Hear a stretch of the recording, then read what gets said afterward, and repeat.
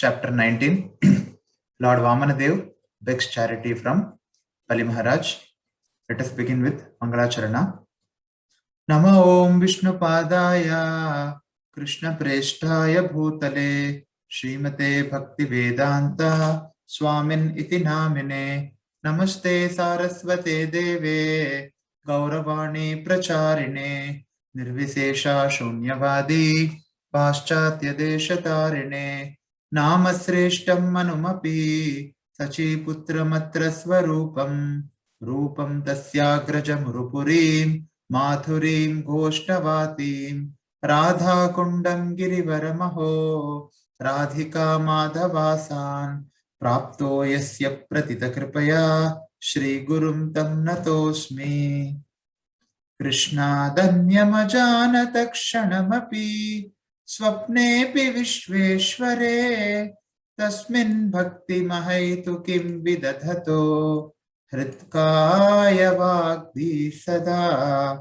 Shrilan Sadguna Punjakeli Nilayan Premavataranaham Vande Bhagavatani Mananulavam Murdnani Patyakshito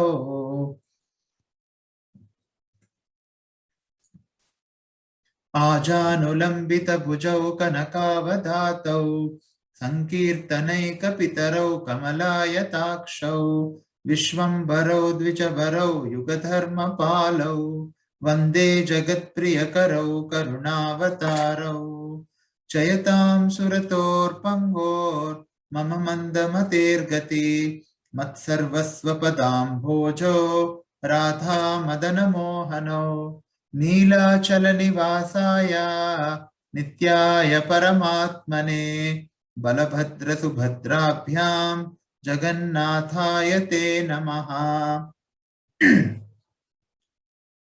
Om Jnanatimirandhasya Jnananjana Shalakaya Chakshurun Militam Yena Tasmai Shri Gurave Namaha Sri Chaitanya Manobhishtam Stapitam Yena Bhutale Swayam Rupa Kadamahyam Dadati Swapadantikam Vancha kalpatarupyascha kripa sindhubhya evacha patitanam pavanebhyo vaishnavebhyo namo namaha Sri Krishna Chaitanya Prabhu Nityananda Shri Advaita Gadadhara Shrivasadi Gaura Bhakta Vrinda Hare Krishna Krishna Krishna Hare Hare Hare Rama,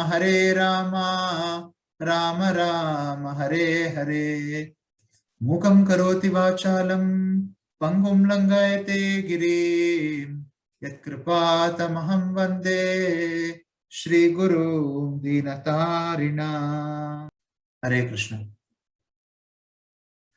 So, let us recite this Mangalacharana before we begin discussing on Vāmanadeva.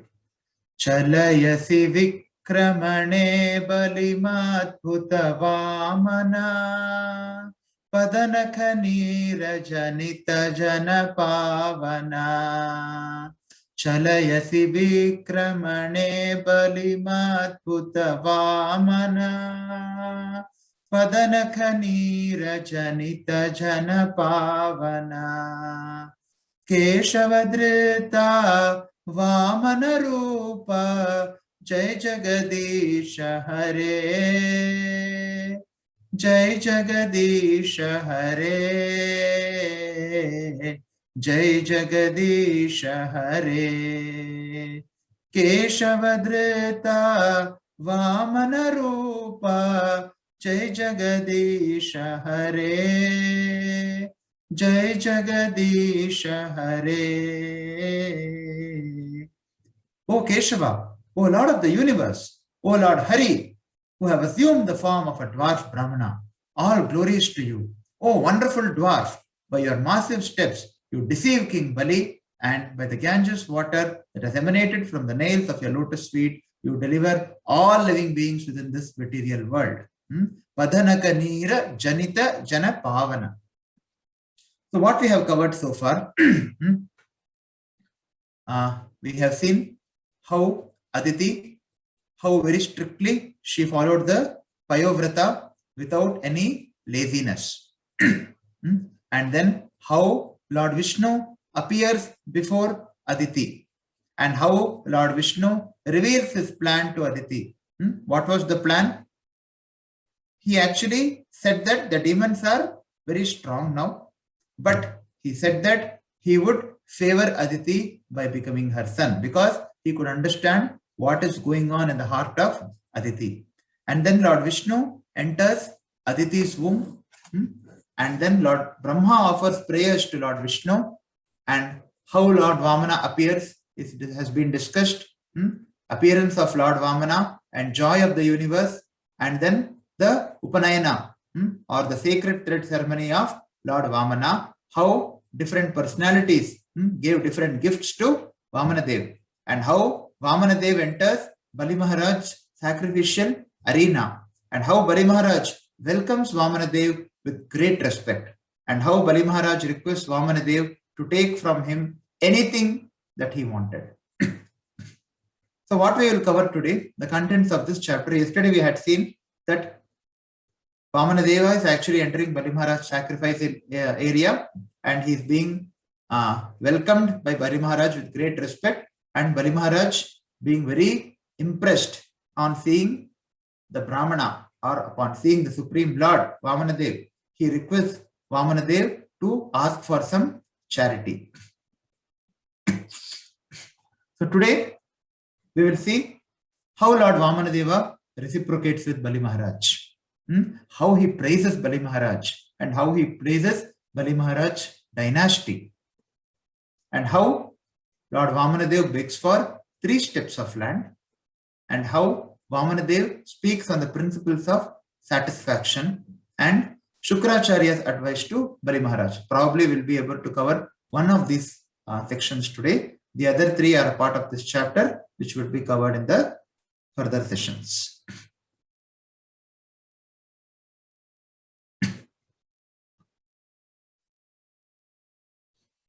Shri Sukha Uvacha Iti Vairocha Nirvakyam Dharma Yuktam Sasunritam Nishamya Bhagavan Prita Pratinandyedam Abravit. Shukadeva Goswami continued. When the Supreme Personality of Godhead, Vāmanadeva, heard Bali Mahārāja speaking in this pleasing way, he was very satisfied. For Bali Mahārāja had spoken in terms of religious principles. Thus, the Lord began to praise him. So when the Supreme Lord, Vāmanadeva, heard Bali Mahārāja speaking, he was very satisfied because Bali Mahārāja had spoken in terms of religious principles. Now, how Bali Mahārāja was glorifying the Supreme Lord? He was not glorifying the Supreme Lord sentimentally. He was not glorifying Vāmanadeva sentimentally. He was speaking in terms of religious principles. And his glorification of Vāmanadeva, or his appreciation for Vāmanadeva, was on basis of religious principles. This is something which is very, very important to understand. It is not just a sentimental glorification. Because I like, I will glorify. This is not spiritual life. Glorification. When any glorification has to happen, the basis should be religious principles. The basis should be Shastra. And because the Supreme Lord was very satisfied with Bali Mahārāja, because he had spoken in terms of religious principles only. He had spoken Dharma Yuktam sa Shunratam. Iti Vairochaner Vakyam. Vairochaner. Who is Vairochana? Vairochana is the father of Bali Mahārāja and the son of Prahlad Mahārāja. Iti Vairochaner Vakyam Dharma Yuktam sa Shunratam. Nishamya Bhagavan Prita. So, the Supreme Lord, Nishamya Bhagavan Prita, he was very, very satisfied. Pratinandyenam Abravit. Then he began to praise him. How he began to praise him? Shri Bhagavan Uvacha Vachastavaita Janadeva Sunritam Kulochitam Dharmayutam Yashaskaram Yasya Pramanam Brigavas Samparaye Pita Mahak Kulavritta Prashantaha. Pitamaha Kulavritta Prashantaha. So the Supreme Personality of Godhead, he said, O King, you are indeed exalted because your present advisors are the Brahmanas who are the descendants of Bhrigu dynasty. And because your instructor for the future life is your grandfather, the peaceful and venerable Prahlad Maharaj. Why your statements are very true and they completely agree with religious etiquette. They are in keeping with the behavior of your family and they enhance your reputation.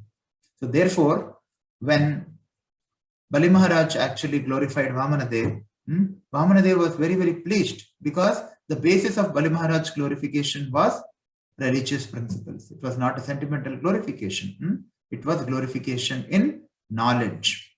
So therefore he says, your statements are very true and they completely agree with religious etiquette. So the basis is religious principles. The basis is religious etiquette. And why the Supreme Personality of Godhead claims, he says that, O King, you are indeed exalted. Why? Because your present advisors are the Brahmanas who are the descendants of Bhrigu dynasty. Because you are being guided by these Brahmanas who are descendants of the Bhrigu dynasty, and because your instructor for your future life, your Siksha Guru for your future life is none other than Prahlad Maharaj, who is peaceful and venerable. Because you have such a Guru, and because you are actually protected, because you are actually protected by these personalities, therefore you are exalted. So therefore, this is a very, very important point to understand that how can a person be exalted? What is the basis for actually glorifying a person, or how can a person actually be in an exalted position? The person is in an exalted position. A man is known by the company he keeps. Who is Bali Maharaj's present advisor? They are the Brahmanas of the Bhrigu dynasty.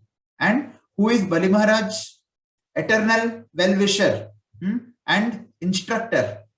Bali Maharaj is actually favored by Prahlad Maharaj. Although he was born in an Asura family, Asura Vamsha, because his grandfather was a great devotee and because his grandfather was very, very kind to him. So therefore, Bali Maharaj is actually a Kripa Siddha. He is actually favored. He is favored by a pure devotee of the Lord. So therefore, he is very, very exalted. He is favored. How is he favored? Because the pure devotee of the Lord is always there to instruct Bali Maharaj. So one is very, very exalted. One is very, very fortunate if one is actually protected.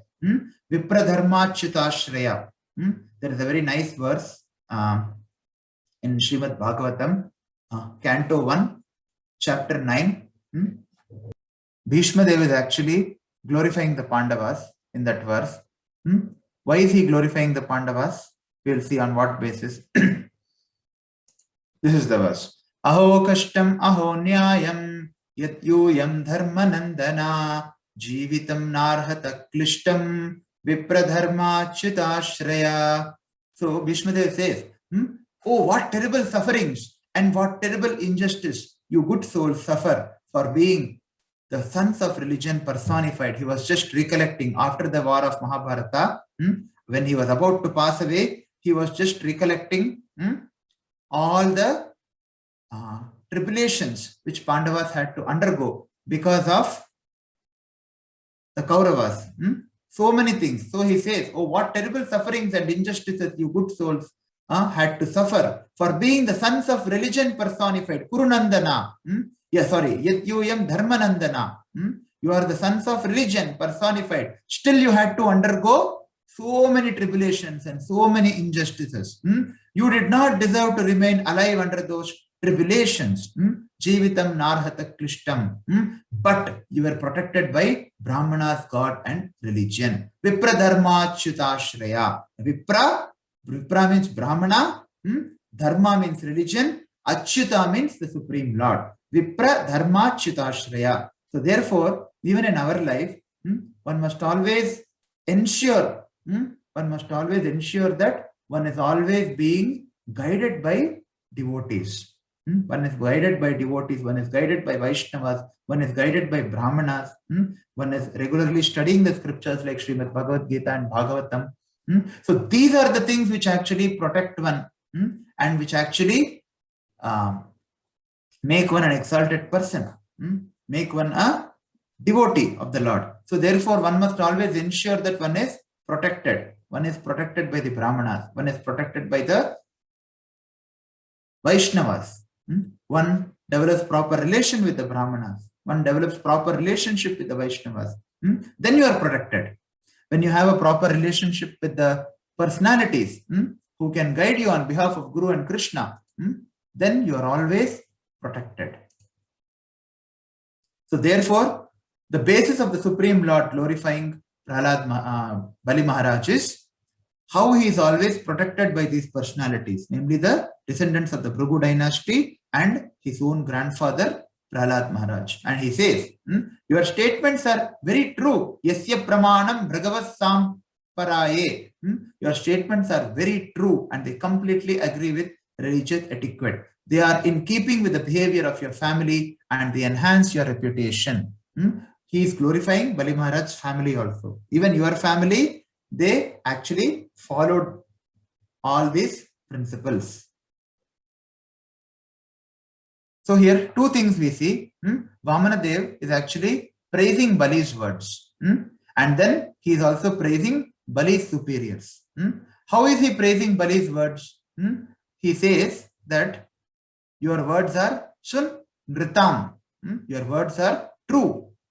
And they are worthy of your dynasty. Kula uchitam. If you see here.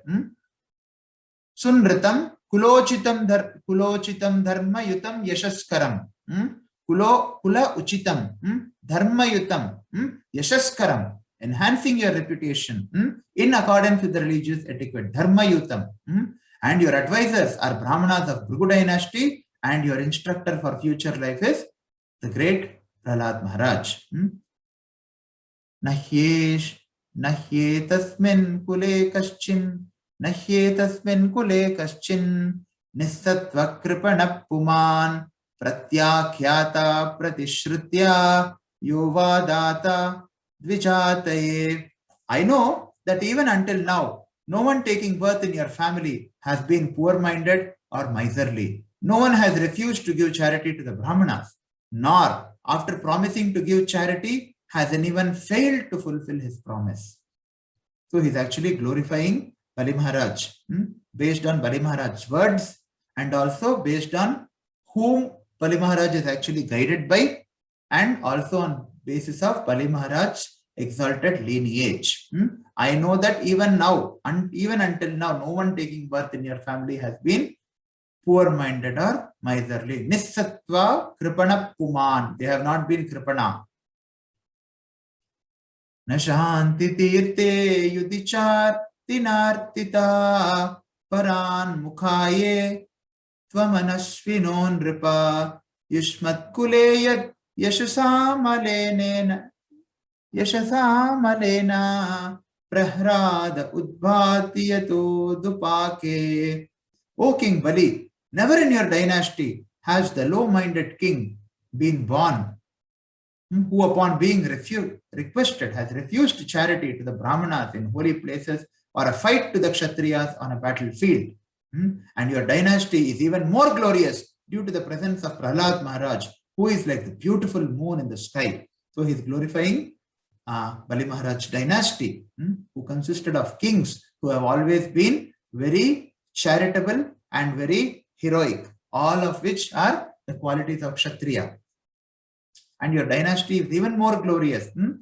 And your dynasty is very, very glorious because of the presence of Prahlad Maharaj in your dynasty. So we understand here that Prahlad Maharaj is a very clear example of a pure devotee. We have also seen in our study of 7th canto the glories of Prahlad Maharaj. Then one can ask, how could Prahlad Maharaj, who was very, very old, see, Prahlad Maharaj's son was Virochana and Virochana's son was Bali Maharaj. And one can ask how Prahlad Maharaj, who was very, very old and attached to his grandson Bali Maharaj. He was very, very affectionate to Bali Maharaj. How can he actually be an ideal example of a pure devotee? Who is very, very attached despite his old age? How can he be a pure devotee? One can ask. So therefore, Lord actually glorifies like this. In the previous verse, if you see,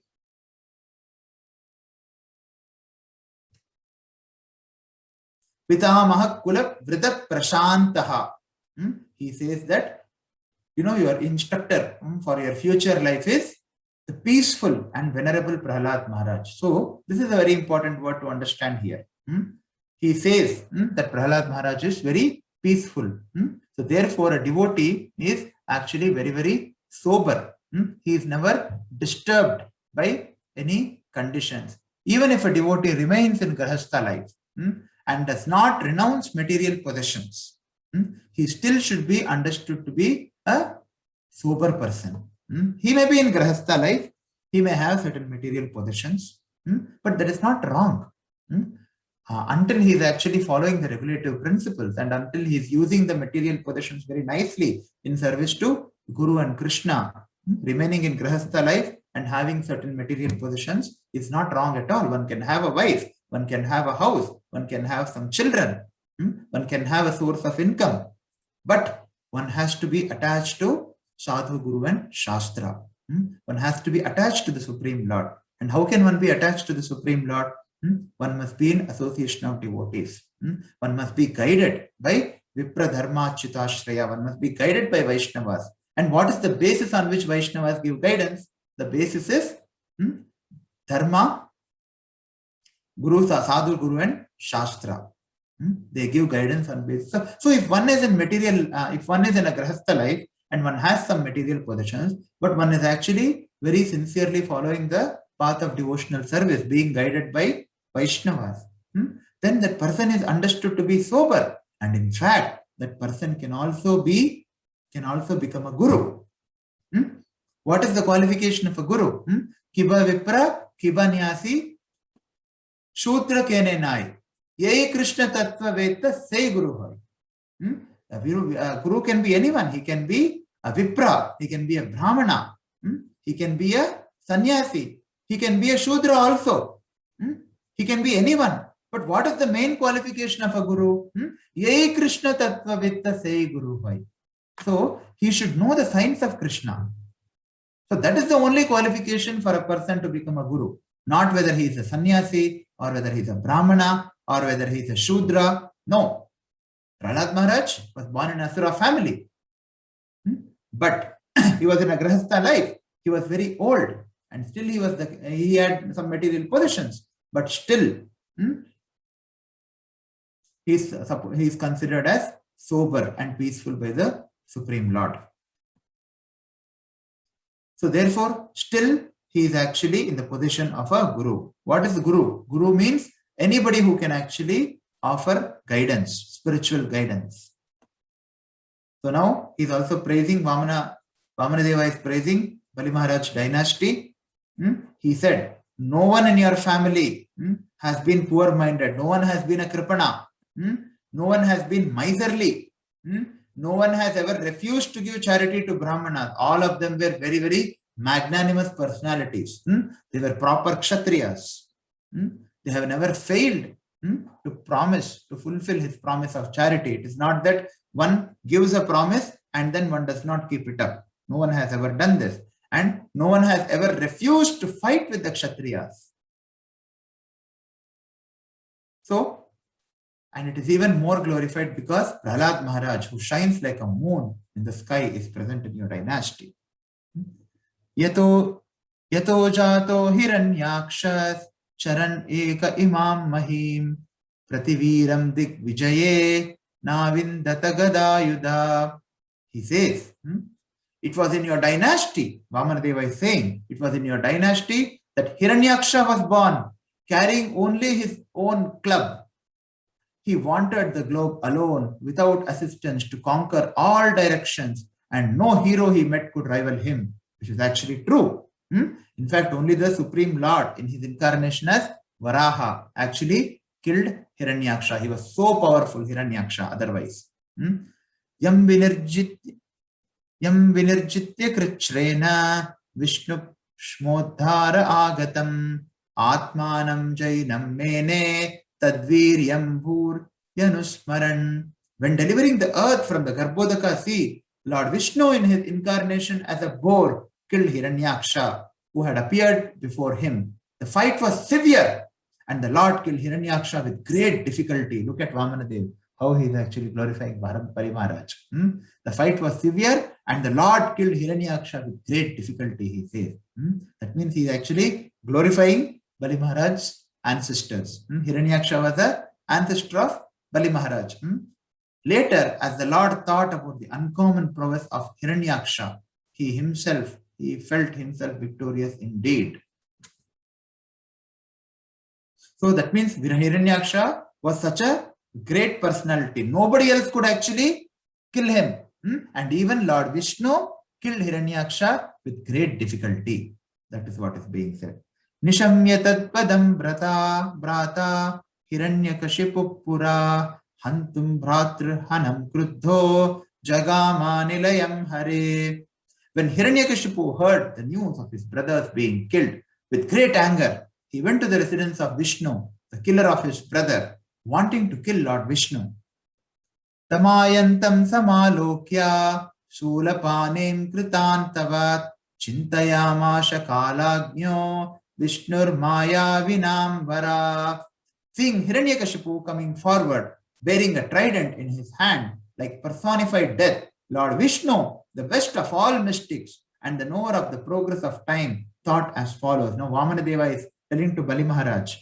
First, he glorified about Hiranyaksha, when he is glorifying the ancestors, the family lineage of Bali Mahārāja. He glorified Hiranyaksha, and now he is glorifying Bali Mahārāja's great-grandfather, Hiranyakashipu. Yato yatoham tatrasau mrityu pranabhritamiva atoham asya hridayam pravikshyami paragdrisha. Now he says, wherever I go, Hiranyakashipu will follow me, as death follows all living entities. Therefore, it is better for me to enter the core of his heart. For then, because of his power to see only externally, he will not see me. So he is saying that after the death of Hiranyaksha, Hiranyakashipu became so angry that he followed Lord Vishnu like anything. And finally, Lord Vishnu had to enter the core of the heart of Hiranyakashipu because he could not see inside his heart. Because of his power to see only externally, he will not see me. Evam na nischitya ripo shariram Adhavato nirvivishe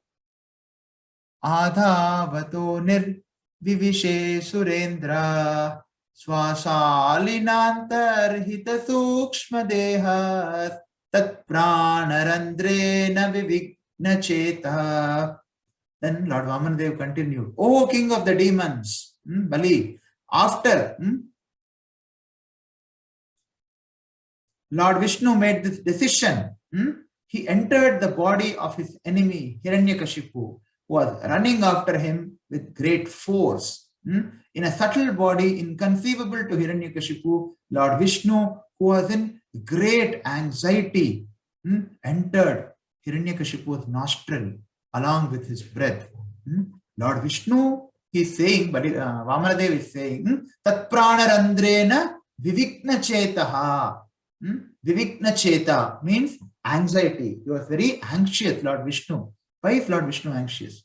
By the way, Lord Vishnu is anxious. His anxiety is not like our anxiety. Who can kill Lord Vishnu?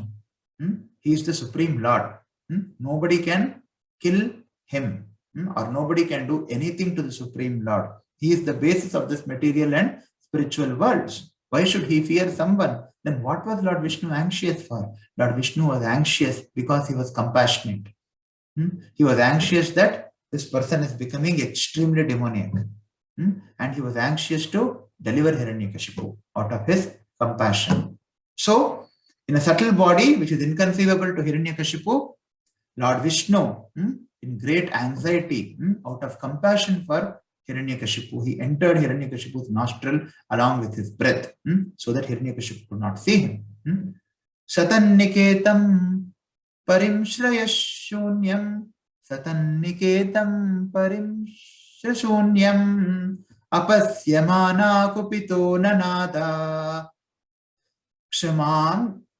Kshamandyam dishakam vivaran samudran, Vishnum vichinvannadadarsha veera.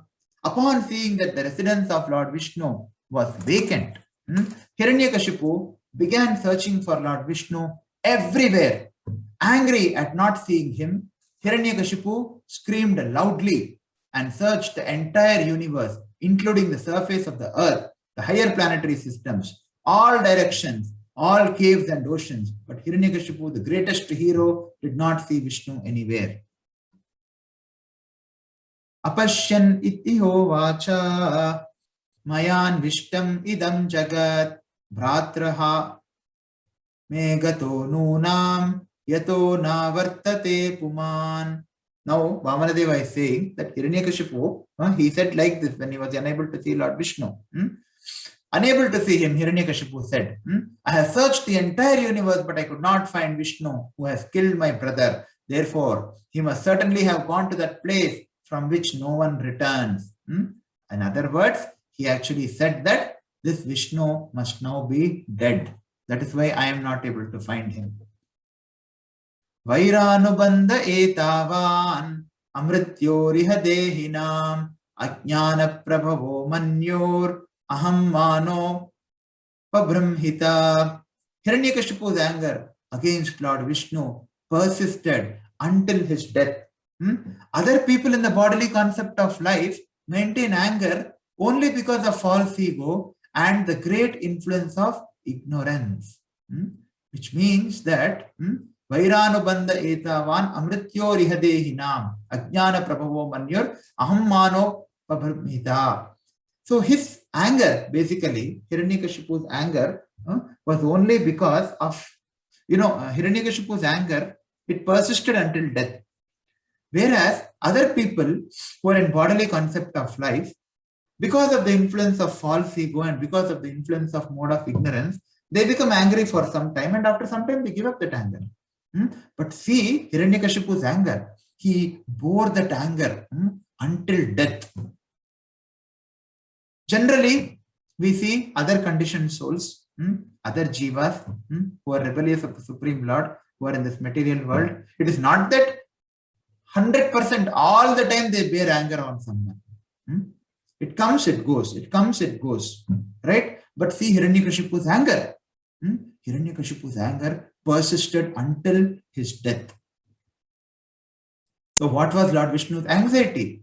Lord Vishnu's anxiety was not out of fear for Hiranyakashipu. Rather, it was out of compassion.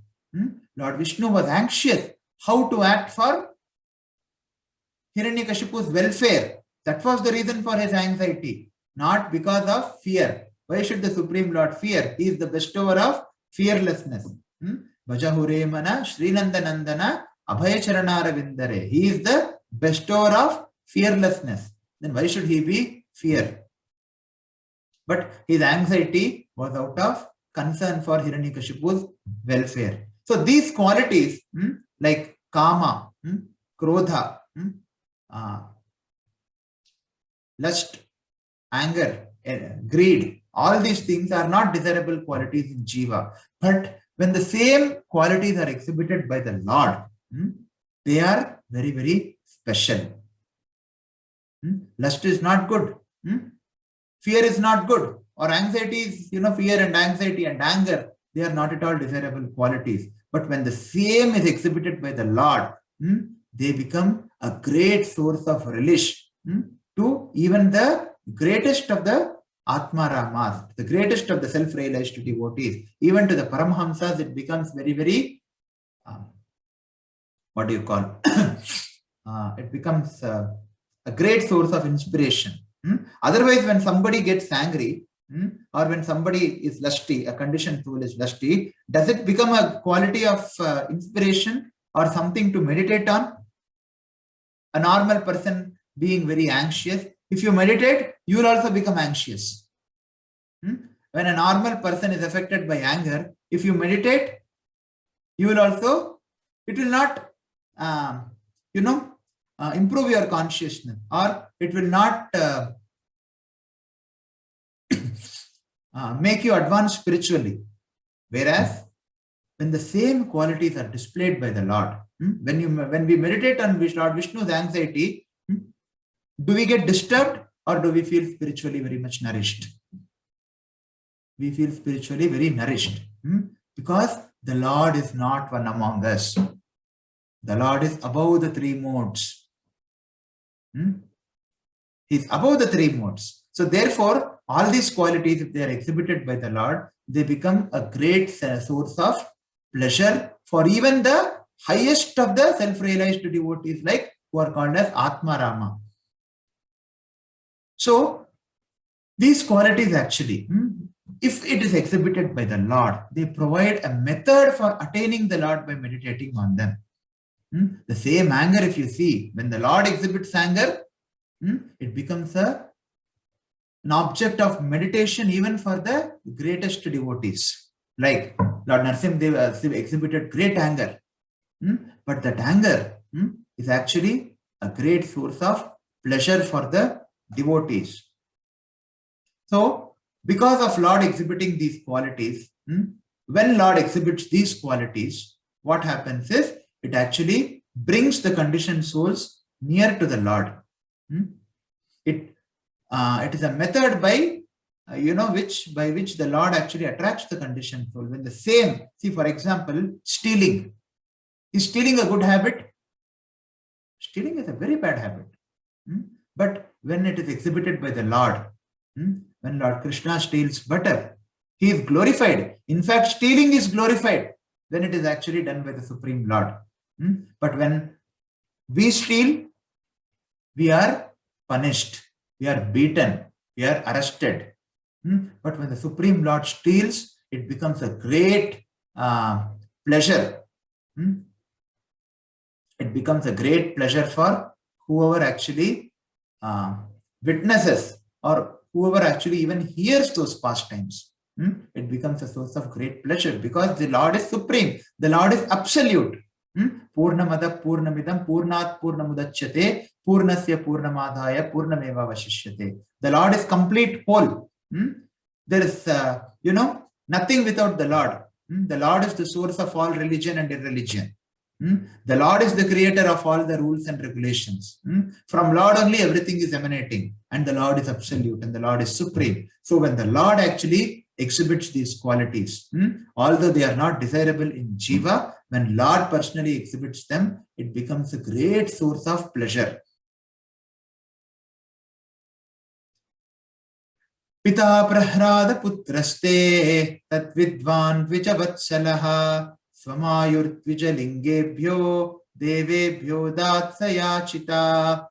Your father, now he is glorifying Prahlad Maharaj's father. Your father Virochana, the son of Prahlad Maharaj, was very affectionate towards the Brahmanas.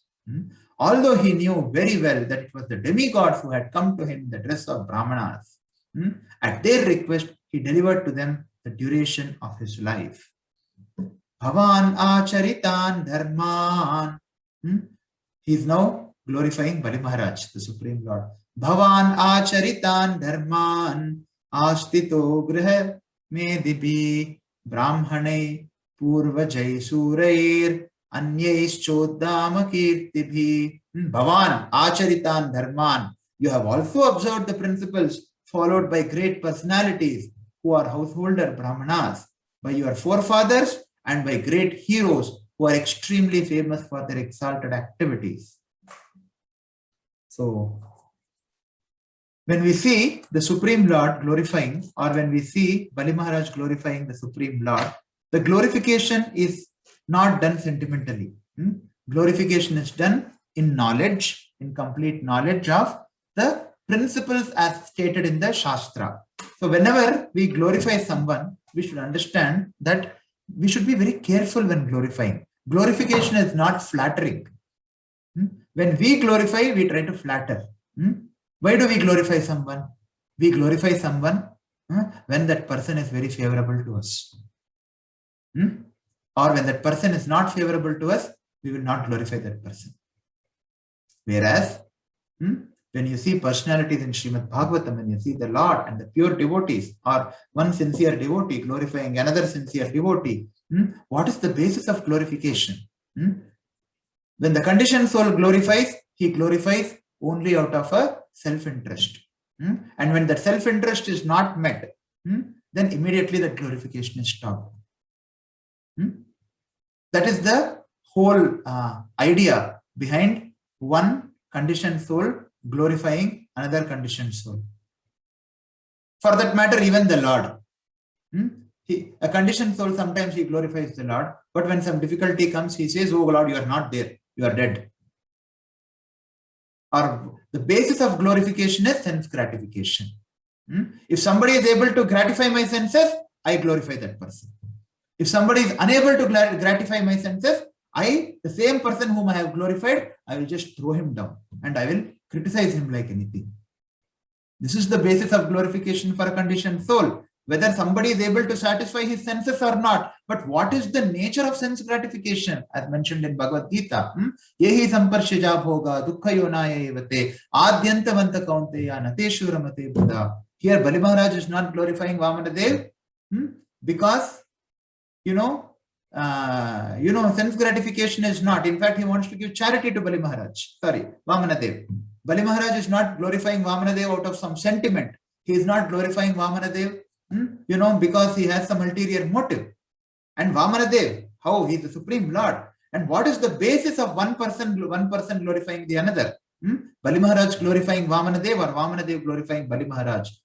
The basis is religious principles. The basis is scripture. The basis is qualities. Because you have exhibited these qualities, you are a very exalted person, Vāmanadeva says.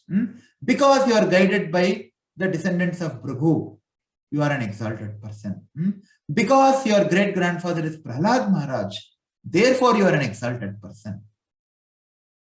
Because your ancestors, they have been very, very charitable king, therefore you are an exalted person. So the basis of glorification is Sadhu, Guru and Shastra. Even the Supreme Lord, he is taking Shastra as the Praman when he is actually glorifying. He is taking the qualities. Those qualities are nothing but those mentioned in the scriptures.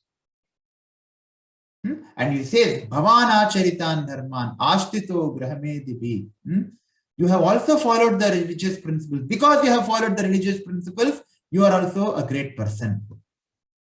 It is not that you have done some favor to me, you are very great. And the moment you don't do any favor to me or you do not, you are a nonsense person. That is our glorification. So therefore, we must be very careful whenever we glorify anyone, including the Supreme Lord. It is not that only when Lord fulfills our desire, we will glorify him. This is a very low stage of devotion. Of course, having devotion to the Lord itself is a great thing, but glorifying the Lord, when something favorable happens to us, and criticizing or despising the Lord when something unfavorable happens to us, it is not a good sign. One must always glorify the Lord. Why should one glorify the Lord? One must glorify the Lord because of Lord's qualities. Param Brahma, Param Dhama, Pavitram, Paramam, Pavan, Purusham Sashvatam Divyam, Adidevam Ajam Vipum. How Arjuna glorifies the Lord in Bhagavad Gita. He gives pramana. He says that great sages have also claimed that you are the Supreme Lord. He gives the basis. So therefore, when one is glorifying another, or when we are trying to glorify the Lord, we should always follow the footsteps of great devotees. How they have glorified the Lord. How Kunti Maharani has glorified the Lord. How Dhruva Maharaj had glorified the Lord. How Prahlad Maharaj had glorified the Lord. So how Lord Brahma has glorified the Lord. How Narad Muni has glorified the Lord. So we should follow in the footsteps of these great personalities when we want to glorify the Lord. And when we want to glorify a devotee, we should glorify a devotee not artificially. We should have genuine appreciation for the devotee for what qualities he has, because those qualities are actually mentioned in the scriptures. And what should be the basis of glorifying a devotee of the Lord? The basis of glorifying a devotee of the Lord should not be to flatter that devotee unnecessarily. It is not that, you simply want to, unreasonably you should not glorify. Suppose the devotee is giving a very good class. How do you glorify him? You can go to him and say, my dear Prabhu, Lord Krishna has empowered you to give a good class and to render this service very nicely. So therefore, I am very inspired, and I'll always pray to Krishna that may he always empower you.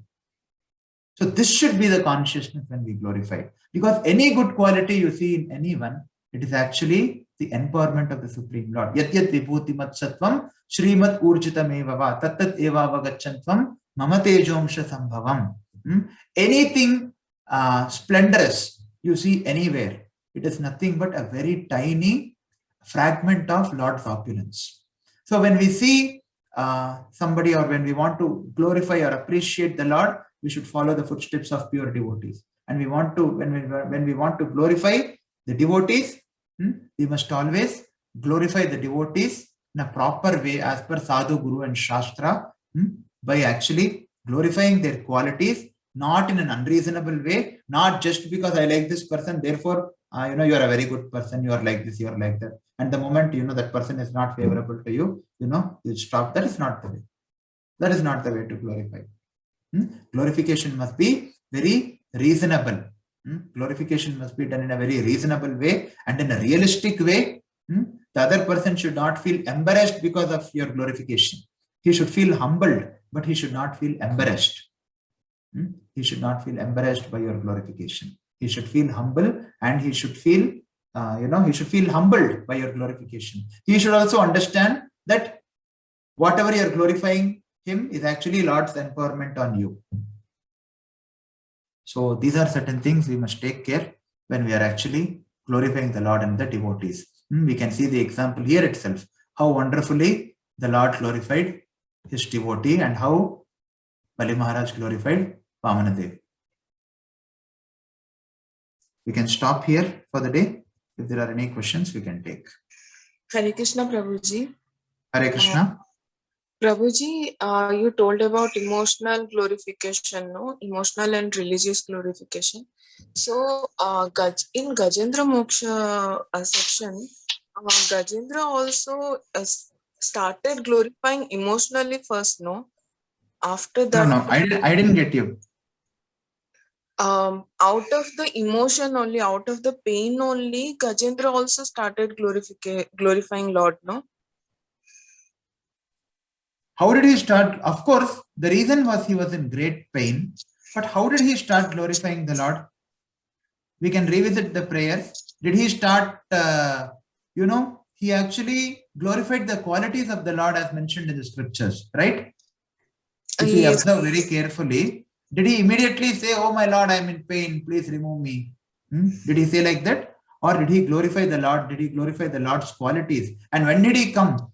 After offering so many prayers, he started glorifying, he started actually admitting that he's in great pain. Right? Yeah, okay. So that is also out of emotion only, no? See, Mataji, there is nothing wrong to be emotional. Sentimental means what? One should not be sentimental. Sentimental means one should not do anything out of a sentiment. One should do everything substantially. Substantially means in accordance to Sadhu, Guru and Shastra. Just because I like someone, I will glorify. That is not the basis. Okay, yeah. You are able to understand, right? Yes, Prabhu. Who are we? We are so small. What is our qualification? And our liking and not liking, does it have any significance? No, Prabhu. Just because we like something, does it become very good? Or just because we don't like something, does it become very bad? No. So that is sentiment. Emotion is not wrong. Even Kunti Maharani also had emotions. A Vaishnava does not mean you are bereft of emotions. You do have your emotions. Definitely you have your emotions. But sentiment means becoming blind. Becoming blinded by bodily conception. That's all. Okay. Just because that person is very good to me, therefore he is good. Just because that person is, not very good to me, therefore he is bad. How does it matter whether somebody is good to us or not? Who are we? We are nothing, right? Yes, So Prabhu. what should be the basis of our glorification? Our basis of glorification should always be Sadhu, Guru and Shastra, which actually enlist the various qualities. The Shastra enlists qualities. Bhagavad Gita tells what are the divine qualities, what are the demoniac qualities. Srimad Bhagavatam tells what are the divine qualities, what are the demoniac qualities. All these qualities are actually enlisted in the scriptures. So therefore, one's glorification of another must always be based on scriptures, not on basis of one's own whims. When you even want to, we should not criticize anyone until we have an adhikar. Even when you want to criticize something, or, you should not criticize, by the way. But even when you want to form a critical opinion or anything, it must not be on basis of your sentiment that I didn't like it, so therefore I am criticizing. You should take Sadhu, Guru and Shastra and understand whether that person is actually doing wrong. And you should understand everything in a broader sense before actually forming any opinion, any critical opinion. Of course, criticizing we should never do. But even when, you are not liking something or anything, that should be on basis of Sadhu, Guru and Shastra, not on basis of my liking or disliking. Because I am myself a conditioned soul. I am myself a prisoner here. How does it matter whether I like something or I don't like something? Right? Yes, Prabhu. I hope it's clear. Yes, Prabhu. Thank you. Hare Krishna. Prabhu, what is the difference between these offering prayers like stava, stotra and all, and glorification? I mean, in the stava and stotras also, all the glorifications are only mentioned, no? Yes. They're all prayers only. So everything is same one. Yes. All of them are prayers. If they are done in accordance to Sadhu, Guru and Shastra and following the footsteps of great personalities, they are all bona fide prayers. So therefore, when we have to pray also, a very important aspect is that we must read, we must study carefully the prayers of great personalities. We must study the prayers of Kunti Maharani. And when we want to glorify, we should know how to glorify. How the sages of Naimisharanya are glorifying Suta Goswami. How Suta Goswami is actually glorifying the sages of Naimisharanya. It is not based on personal interest. Oh, you are a very nice person. Because you are nice to me, you are a nice person. And the moment you are not nice to me, you are a nonsense person. This is not the basis. So therefore, we must study Bhagavatam. In order to know how to pray to the Lord also, we must study Bhagavatam. Because otherwise our prayers are all motivated prayers. Oh God, please let this function happen nicely. Oh Lord, please let me get some money. Let me get this one promotion. This will be our prayer.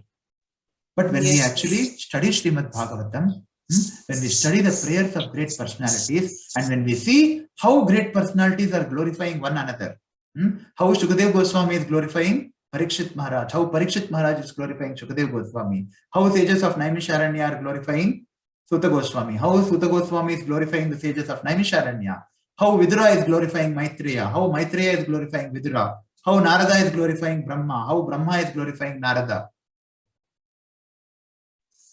Yes, Prabhu. So when we see this, we will know how actually to glorify.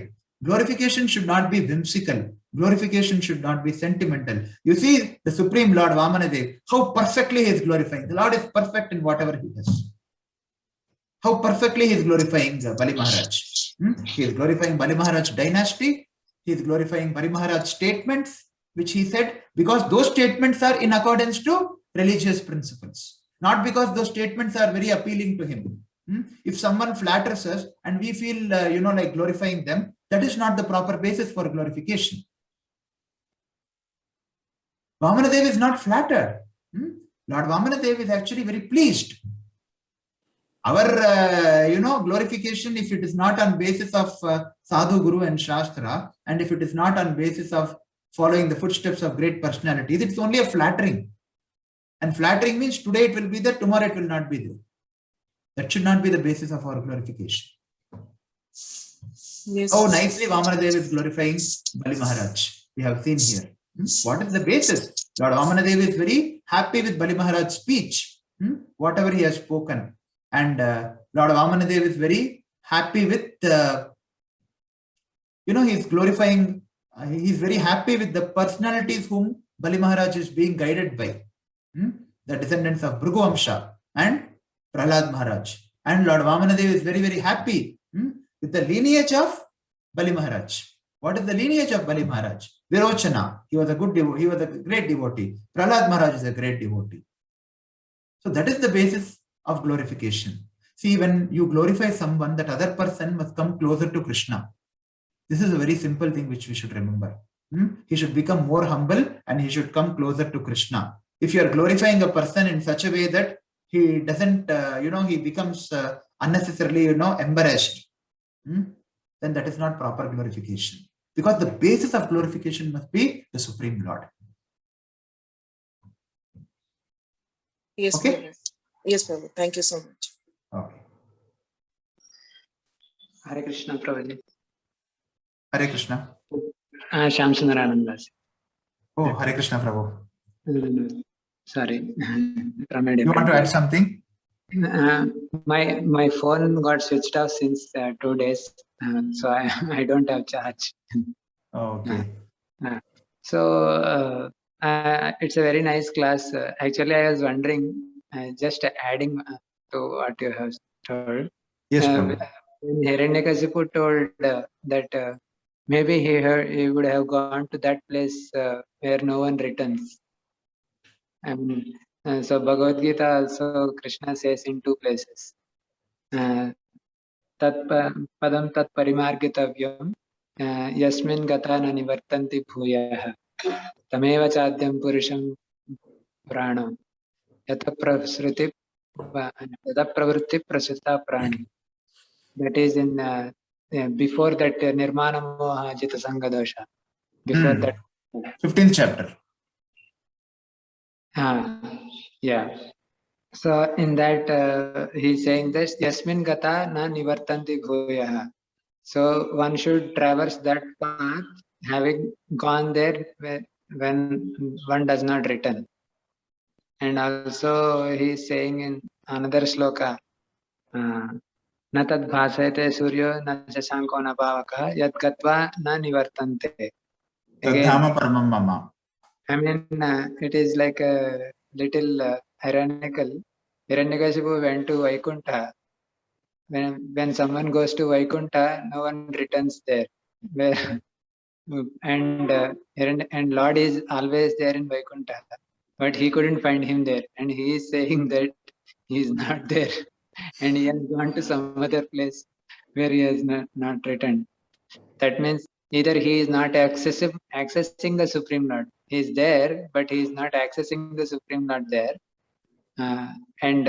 Actually, he is there in his heart only. So it's not about going, but it is about accessing. So we will not be able to see, although we are in that place, we will not be able to see. So I think it is our consciousness which matters than what is the place.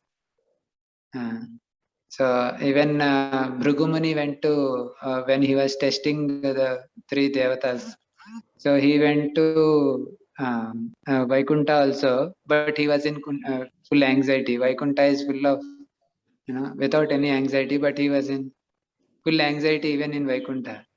I mean, so I think it's a aspect of bhakti is all about changing our consciousness in connection with the supreme transcendence. Yeah.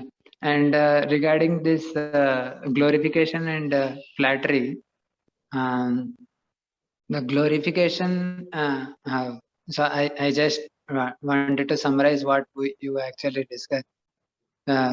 So glorification is mainly meant for appreciating the devotee genuinely, and actually for one's own purification by glorifying that devotee or that person or the Supreme Lord.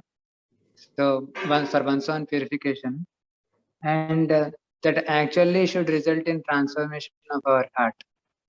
So if all these aspects are taken care, So then that actually it's a glorification, and that is the difference between a flattery and a glorification.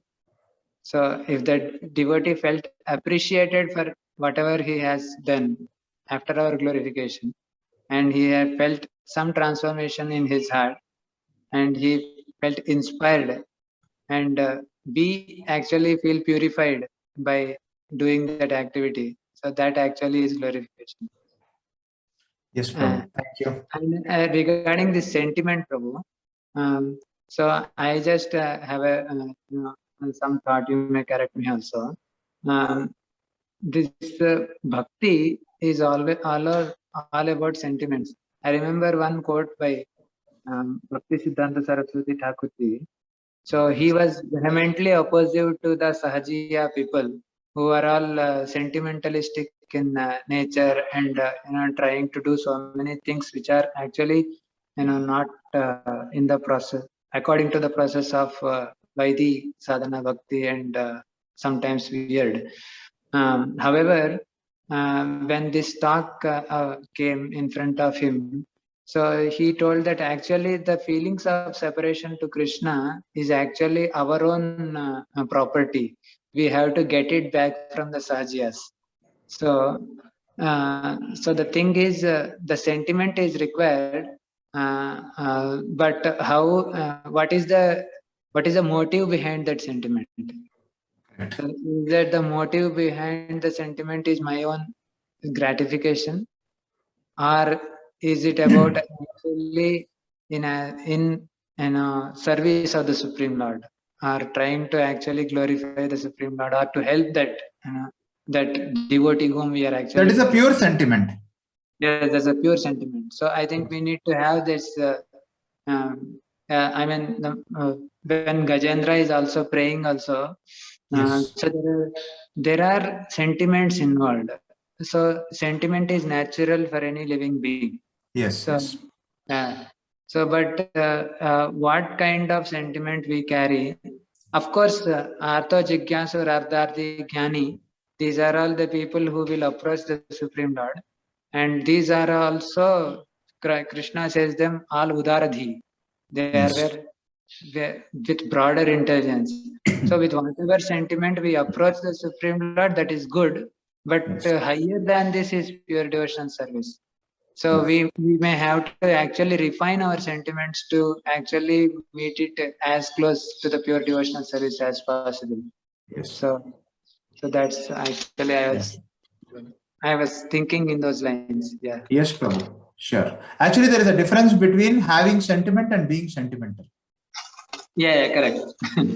Sentimental, having sentiment is correct, because without sentiment and without feelings, we cannot do anything. Correct. That is unquestionable. Yeah. Having sentiment is correct. It's good. It should be there, but one should not be sentimental. Correct. So if it becomes glorification should have a sentiment, it should not be sentimental. Correct. If we become too blinded by the whole, emotion only, then it becomes a whole. Yes. Which is more likely to be when we are under the influence of lower gunas. Correct. Even the Brajavasis that externally did not have any shastric, seem to have shastric knowledge. Yes. However, whatever the words they speak in the Bhagavatam, they are actually in line with the Shastra. In whatever. They are in very much knowledge that Krishna can do anything. Yes. At the, they are actually considering Krishna equal to the Supreme Lord, but they are not accepting Krishna as the Supreme Lord. Yes. Something like that, A very high level of sentiment. Yeah, that's very pure sentiment. Yeah, something like that. Yes. Thank you, Prabhu. Okay. Thank you, Prabhu. So we are already out of time. Thank you all very much. Hare Krishna. Grantaraj Srimad Bhagavatam ki,